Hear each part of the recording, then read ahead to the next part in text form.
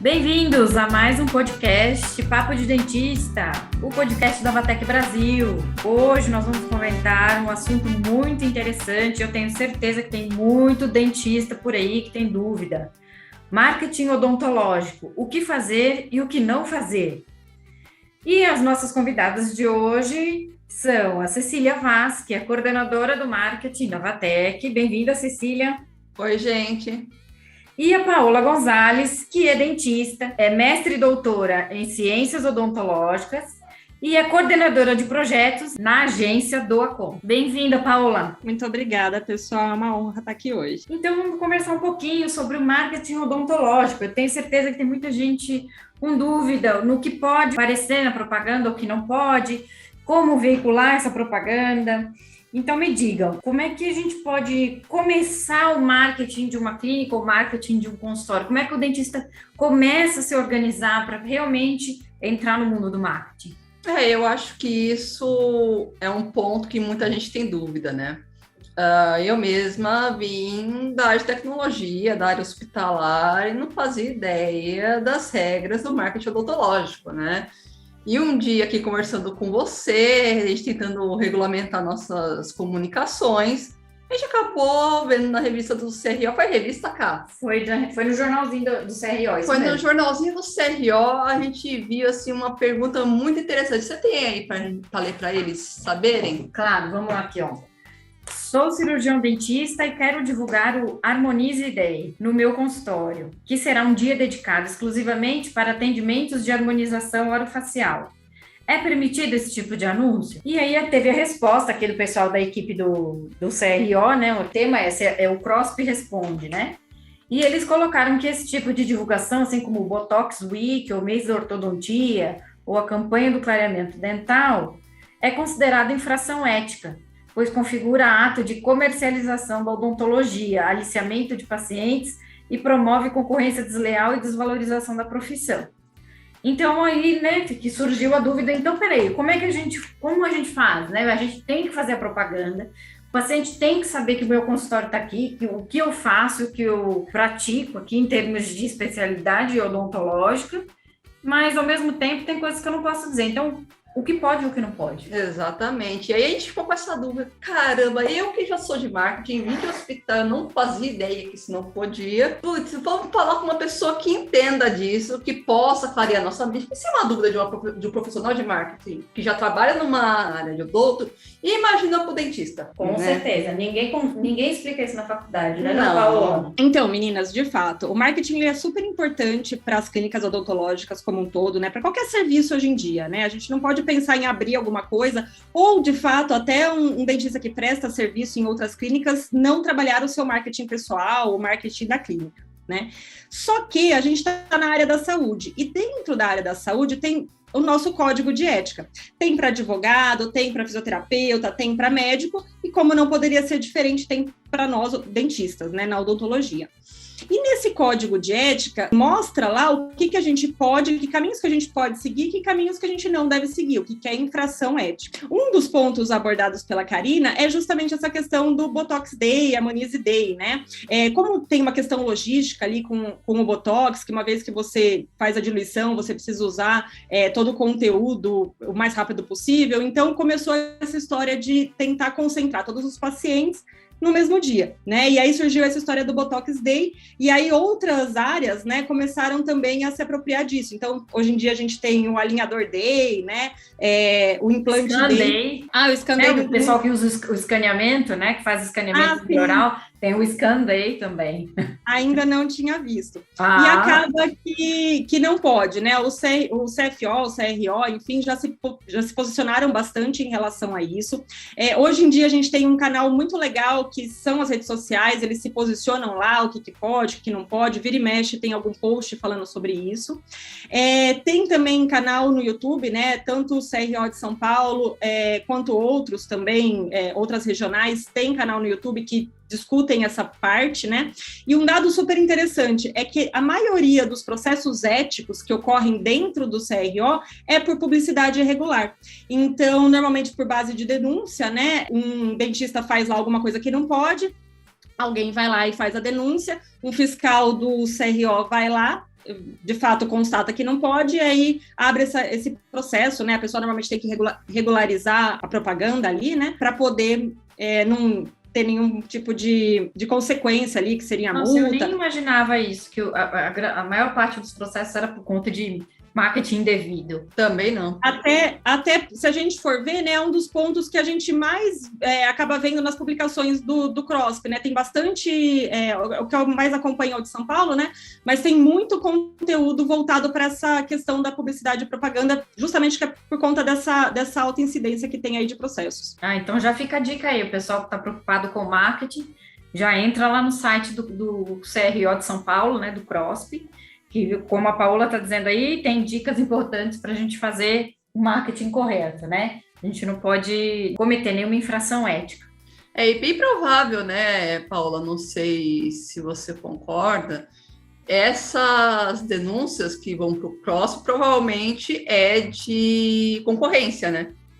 Você é dentista, está fazendo seu alinhador day, e aí seu concorrente, tá divulgando, vou queimar ele, aí pega e manda a ocorrência para o CROSP. Eu não tenho esse dado, né? Então não consigo te afirmar se sim ou não. Provavelmente né? A gente sabe que tem bastante denúncia, a capacidade dos fiscais também de ver aleatoriamente alguma coisa não deve ser tão grande assim, então acho que funciona bastante por denúncia.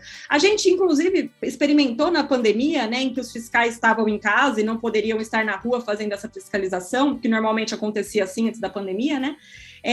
Que teve fiscalizações provavelmente aleatórias de fato, né? Eles estavam visitando perfis de Instagram, vendo irregularidades e tal. Provavelmente nessa parte aí da pandemia, acredito que foi uma coisa mais espontânea. Que interessante. Então quer dizer que existe a fiscalização também das redes sociais. Na verdade, o dentista ele pode fazer sua publicidade e propaganda em qualquer meio, respeitando os preceitos do Código de Ética, tá? Então, a gente pode, enfim, né, colocar banner, a gente pode fazer site, a gente pode postar nas redes sociais, tudo isso não tem problema nenhum. Só que a gente tem que tomar alguns cuidados, né? E o mais engraçado é que boa parte do que a gente acompanha, assim, nas redes sociais, que o pessoal acaba pecando muito, é em não colocar, né, o nome do dentista, o nome indicativo da profissão e o seu número do registro no conselho, né? Então, por exemplo, o meu seria Paola Sampaio Gonzalez, cirurgiã dentista, CROSP 97531, que é o meu número, né? Então, a maior parte não coloca, e um dos pontos que tem no nosso código de ética é você se identificar, né? Você colocar a sua identificação ali nas publicações, seja impressa, né? Pode ser um material impresso que você tem, então folder, panfleto, ou também nas redes sociais. Então isso já é, você não se identificar e não colocar o teu registro já é um erro. Já é uma infração ética, né? Uma dúvida que também isso já me perguntaram, as imagens, tipo, antes e depois de tratamento, isso é permitido, não é permitido? O paciente tem que assinar um termo de consentimento? Como é que funciona isso? Porque hoje a internet, principalmente na parte de estética, tá cheio de antes e depois, né? Pois é, aí tá uma pegadinha, né? Porque o que acontece? Outras áreas não podem, então medicina, por exemplo, não pode, né? Nunca foi liberado. A odontologia então não existe antes e depois de uma lipo. Não deveria existir. Pode até existir ou não, mas tá errado, não deveria, entendi. Poder pode, mas tá errado, né? Eu tinha um professor no cursinho que vivia falando isso, né? Então, assim, o caso do antes e depois foi permitido, mas foi permitido sob algumas condições. Quais são elas? O dentista pode fazer, contanto que ele faça na pessoa física dele. Então, eu, Paola, tenho lá meu Instagram, doutora Paola, aí eu posso postar nas minhas redes sociais, né? O que eu não posso fazer, por exemplo, é pegar um caso de terceiro e falar que é meu, ou então postar na clínica, né? É clínica sorriso, né? E aí eu colocar um caso clínico de antes e depois lá, mesmo sem identificar quem é o dentista que fez e tal, como é um perfil de clínica odontológica, na teoria não poderia, tá? Outro ponto só importante... pode o perfil pessoal do dentista, tipo, o perfil que carrega O nome do dentista, se for do consultório não pode, da clínica não pode. Pessoa jurídica, por exemplo, as clínicas e tal, na teoria não poderiam. Outro ponto que o pessoal esquece bastante é que nessa publicação tem que estar o nome e o CRO do dentista que fez o caso, tem que estar identificado também, né? A recomendação é que esteja tanto na imagem, então faz lá a artezinha do antes e depois, coloca na imagem, como também na legenda, né? Seria aí prudente colocar nos 2 locais. Então, o dentista pode, mas tem restrições, né? Então, você não pode fazer propaganda da clínica, você tem que fazer propaganda do dentista. Do profissional. Do profissional. Profissional, exatamente. O paciente precisa assinar algum termo, tem alguma documentação? E se por acaso coloca o meu sorriso lá na internet e eu não queria, como é que fica? Pois é, isso é bastante delicado hoje em dia, né?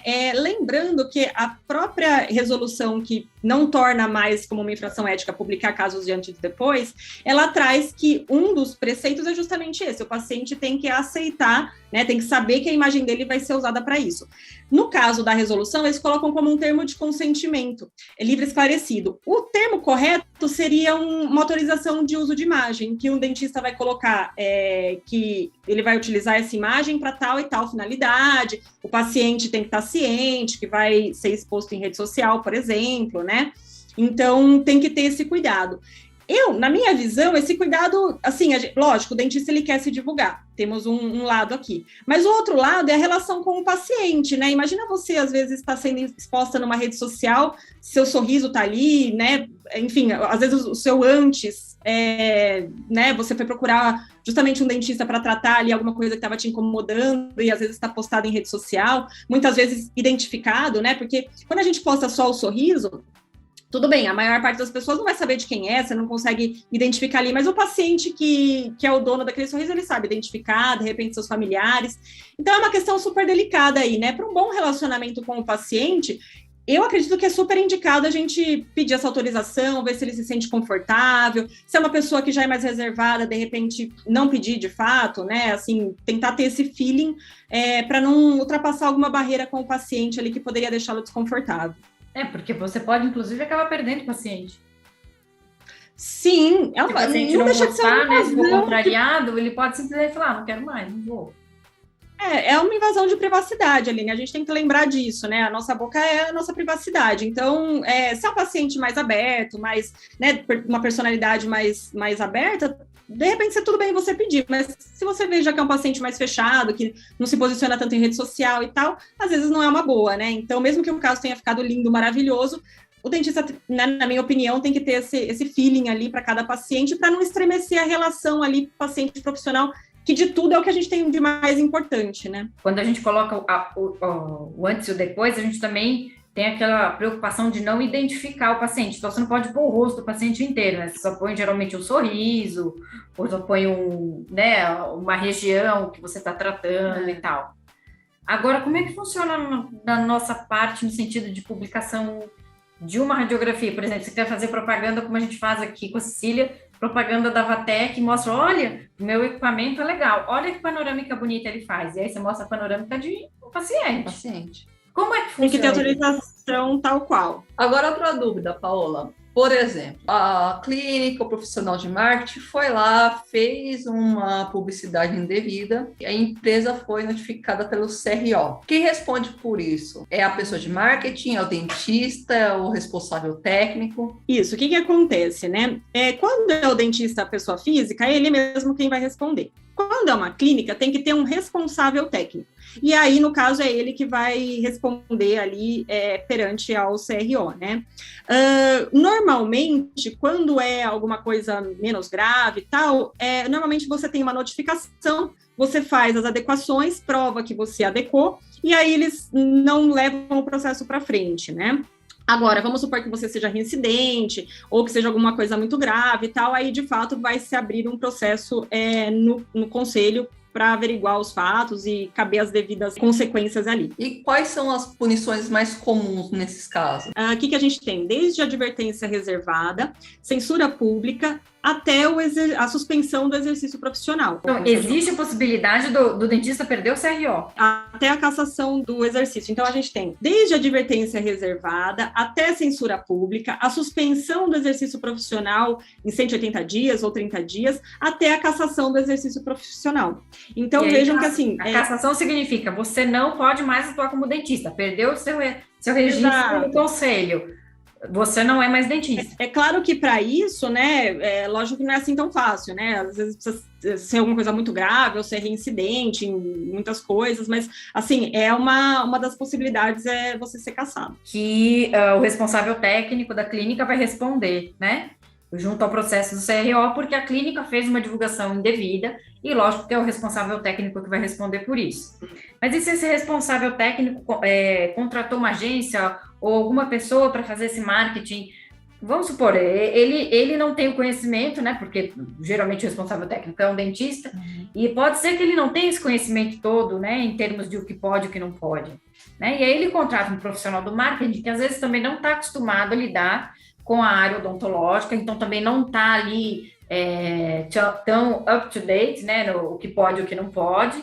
E aí, o que acontece? Porque o CRO vai acionar o responsável técnico. E esse profissional do marketing, ele é envolvido também? É um processo diferente? Como é que funciona isso?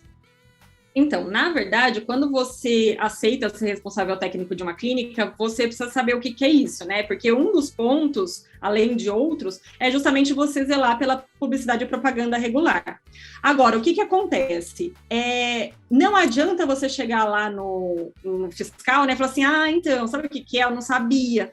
Por quê? Porque a gente tem essa matéria na faculdade. Então, como está no nosso currículo, né, na nossa grade curricular, a gente precisa saber. Então, é a obrigação do dentista saber sobre isso, né? Então, não tem essa de, não sabia, não fui eu, a culpa é do terceiro. Então, não, talvez agora isso seja uma atualização na grade, porque no meu tempo, eu tô com 17 anos de formada, eu não tive marketing em odontologia. Não, você não aprende isso em marketing, você aprende isso em outras disciplinas, né? Odontologia legal, deontologia, então não é na disciplina de marketing. Então, aí talvez tenha existido aí uma adequação nesse sentido de pôr essa informação, mas pode ter gente que se informou há mais tempo, como eu, por exemplo, que nunca tive isso. Eu sei que agora, por exemplo, lá na USP, existe uma disciplina voltada para a parte mais administrativa, mas isso foi implementado recentemente, tipo, eu, no meu tempo de graduação, não tive. Exato, então, essa disciplina que até eu tenho muito carinho por ela, porque foi o que me despertou para essa área do marketing, da parte de gestão, né, professor? Talvez se eu tivesse tido essa disciplina aí, olha, a gente já estava trabalhando junto. Aí eu fui perder emprego. Obviamente que o código de ética é muito mais amplo do que só publicidade e propaganda. Para vocês terem uma noção, a publicidade e propaganda é só um pontinho ali, dentre outros, que a gente trata inclusive de sigilo, né? Que a gente até comentou no caso de antes e depois, mas independente, antes até de ter essa história do antes e depois, já existia a parte do sigilo dentro do nosso código de ética. Então, publicar ali uma foto ou uma informação de um paciente, que seja na rede social ou em algum outro lugar, além de ser essa questão de infração ética, tem até outras complicações ali em Código Civil, tudo mais, porque a gente está, na verdade, mexendo com uma imagem de uma pessoa, né? Obviamente que para a gente, pessoas normais aqui não é tão comum, mas principalmente quando a gente vê artistas, né, acontece bastante isso. Por exemplo, eu já presenciei um caso, né, vi um caso na internet, em que uma blogueira, influencer, né, ela foi numa clínica de estética porque ela queria afinar o nariz. A clínica de estética fez isso, afinou o nariz e tudo mais, só que basicamente eles vazaram essa informação e ela não queria que tivesse vazado. E eu sei que deu mora auê ali, porque deveria ser sigilo, né, não deveria ter sido divulgado esse fato, porque é um fato da pessoa, né? Se ela quer divulgar ou não, aí é com ela, mas a clínica não poderia ter feito isso. Então, acho que é sempre bacana você agregar profissionais que saibam dessa outra área, né? Sempre com essa ressalva. Você, como dentista, precisa saber o que pode, o que não pode, para orientar essa pessoa. Muitas vezes é uma pessoa que é geral, né? Ela não tem esse conhecimento que tem coisas na odontologia que a gente não pode divulgar. Até, né, a Doacom é uma agência voltada para a área da saúde, voltada principalmente para a odontologia, e a gente já sabe, muitas vezes até o cliente vem com uma demanda e a gente fala, olha, isso não pode fazer. Mas se a gente não fosse especializado na área odontológica, certamente a gente faria, né? Então, por exemplo, a gente não pode falar avaliação gratuita, a gente não pode fazer questão de bonificação, né? Você faz a consulta e ganha a documentação ortodôntica, no caso das clínicas de ortodontia. Uma coisa muito legal também é que há muito tempo atrás eu fiz uma análise também já voltada para essa questão de ética de postagens em redes sociais. Então eu via ali, selecionava algumas clínicas odontológicas e fazia análise das postagens. E um dos pontos que acontecia bastante, né, quando eu fiz essa análise, foi nas datas comemorativas. Casualmente, a data da análise caiu tanto o Dia das Mães quanto o Dia dos Namorados. Muitas clínicas faziam promoção. Então, por exemplo, faça o clareamento você e sua mãe e ganhe 50% de desconto, faça o clareamento você e seu namorado com desconto. Era bastante comum, assim, isso acontecer. Eu analisei, acho que na época, por volta de umas 100 e pouquinhas perfis de clínica, né? Isso aconteceu, assim, até que um número grande de vezes. Foi bem engraçado.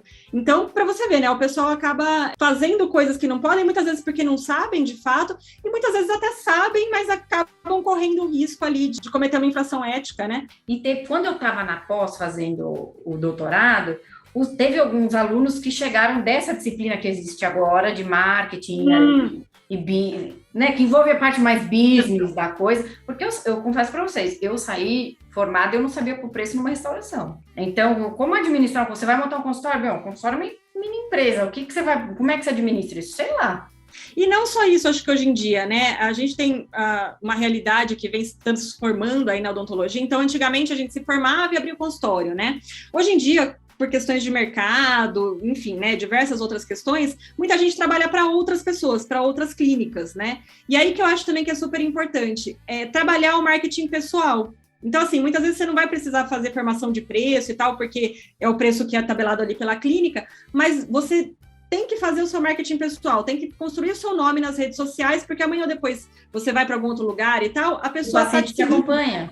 O paciente te acompanha, exatamente. Exatamente. Tem algumas clínicas que não permitem muito isso, né, e tal, é meio controverso isso, mas é uma coisa que eu acho que a gente tem que parar para pensar, né, na hora que a gente for planejar a nossa carreira ali, né, que tipo de atendimento que a gente vai querer, se a gente vai querer abrir clínica ou não, se a gente vai querer trabalhar em outras clínicas, como é que a gente vai se posicionar em relação a essa questão, e trabalhar o marketing pessoal, eu acho que é super importante. É muito legal. O paciente se identifica com o profissional, lógico que tem toda a experiência da clínica, quando chega na clínica, quando chega no consultório, né? Mas ele se identifica com o profissional, né?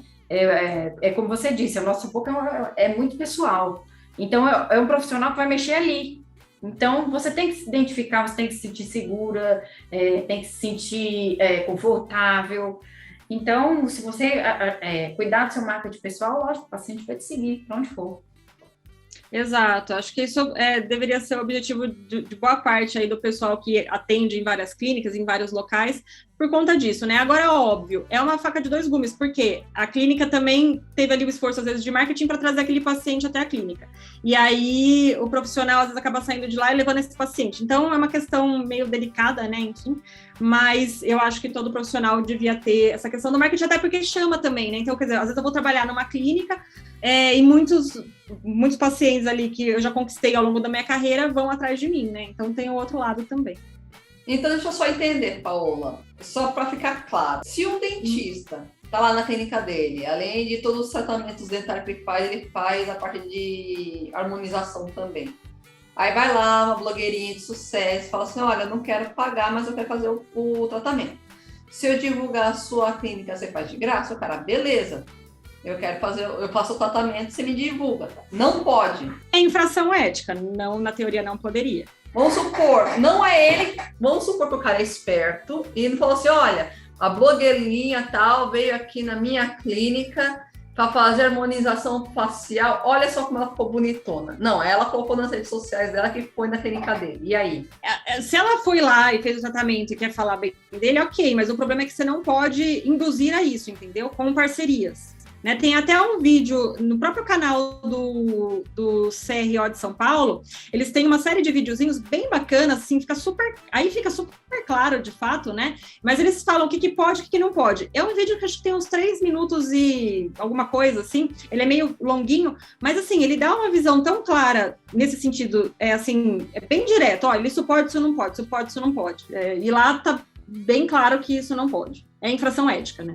Colocar o link, né? Então, a gente coloca na descrição, se der para colocar um card também, a gente coloca um card. Uma coisa que a gente não perguntou, né? Como é que entra o LGPD nisso tudo?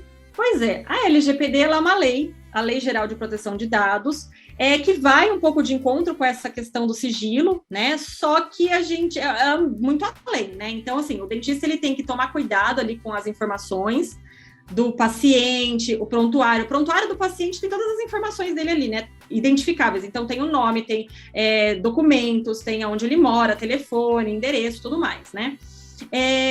E além das questões de saúde, né? Os exames e tudo mais. A LGPD, ela também vai proteger esses dados. Então, basicamente, a gente já tem essa proteção pelo sigilo, que o dentista ele tem que ter esse cuidado com o sigilo, inclusive orientando a sua equipe em relação ao sigilo, tá? Mas a LGPD ela vai bem mais além que isso, né? Então, você tem que ter ali toda uma estruturação do seu consultório. O paciente está ciente de da onde estão indo os dados dele, como é que vai ser processado esses dados. Se tiver marketing no meio também, né? Então, se você fizer campanhas pagas nas redes sociais, em que o paciente, né, colocaria ali os dados dele, aí é toda uma questão que aí sim exige uma consultoria de advogados mesmo, especializados nessa área, para poder fazer essa adequação em termos de LGPD no seu consultório, tá? Por exemplo, assim, que nem, né, se a gente for parar para pensar, né? Aí até em termos de LGPD ou sigilo, uma secretária, que é só secretária, ela fica lá na frente, atendendo o telefone, recepcionando o paciente e tal. Ela não tem que ter acesso ao prontuário do paciente completo. Não. Mas ela tem, porque às vezes tá lá na gaveta. Ela olha, se ela quiser, ela olha, se não quiser, ela não olha. Então, assim, talvez seja isso que a LGPD vai organizar dentro dos consultórios, né? Hoje em dia, com os softwares odontológicos, muito provavelmente eles vão começar a ter permissões. Então, assim, o dentista tem permissão de ver tudo, a secretária tem permissão de ver só alguns dados, que ela vai precisar ali para confirmar uma consulta. Hoje em dia, com essa questão de software, fica até, entre aspas, mais fácil de fazer esse controle, né? Mais fácil do que seria num papel, por exemplo, que aí você tranca na gaveta, né? Você tranca no armário, e só alguém tem a chave desse armário. Então, com o software, acho que fica até mais fácil essa questão da proteção de dados nesse sentido de acesso das pessoas a esse material, né? Uhum. E proteção também, né? Porque o prontuário, por exemplo, em papel, pode cair alguma coisa em cima, inundar a clínica, né? E você perder esse prontuário e tal. Então, tem toda essa questão de segurança também que o software acaba trazendo aí para as informações do paciente. Então, pessoal, esse foi mais um Papo de Dentista, o podcast da Vatec Brasil. Agradeço aqui a participação da Cecília e da Paola, muito obrigada. Foi um prazer participar desse podcast e espero aparecer em outros mais sobre marketing, para ajudar não só os profissionais de marketing, como os dentistas que querem divulgar aí as suas clínicas. Obrigada, meninas, foi uma honra estar aqui com vocês hoje. E gostaria de ficar à disposição para quem quiser mais informações sobre marketing odontológico, sobre fazer o marketing da clínica, tem a Doacom. Então, pessoal, e o contato da Paola e da agência Doacom estarão disponíveis aqui na nossa descrição. Esse foi mais um Papo de Dentista. Até o próximo!